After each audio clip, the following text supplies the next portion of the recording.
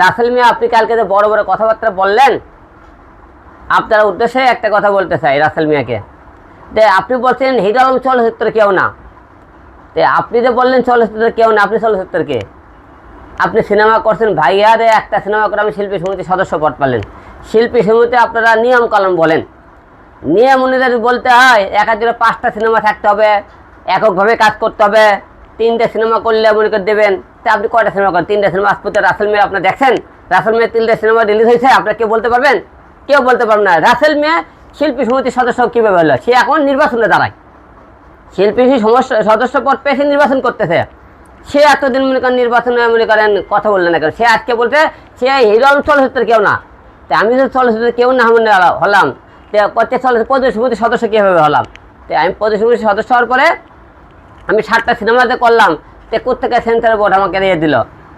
হ্যাঁ, সার্টিফিকেট দেওয়ার পর সিনেমা কীভাবে দিলে? তাহলে আপনি কীভাবে বলেন তো হিরো আলম চলচ্চিত্রের কেউ না? তো রাসেল মিয়া এত বড় বড় কথা বলে, কথা বললে কথা ভাই হিসাব করে কথা বললে বলবেন। রাসেল মিয়া আপনাকে ভালো করে হুঁশিয়ার করে বলতেছে, মুখে লাগাম দিয়ে কথা বলবেন। আমি হিরো আলম কারো পিছনে লাগাই না, কারো পিছনে লাগলে তার অস্তিত্ব রাখি না। তা আপনি চলচ্চিত্রের কেউ না, আপনি একটা সিনেমা করে কীভাবে চলচ্চিত্র শিল্পীর মধ্যে সদস্য পদ পাবেন?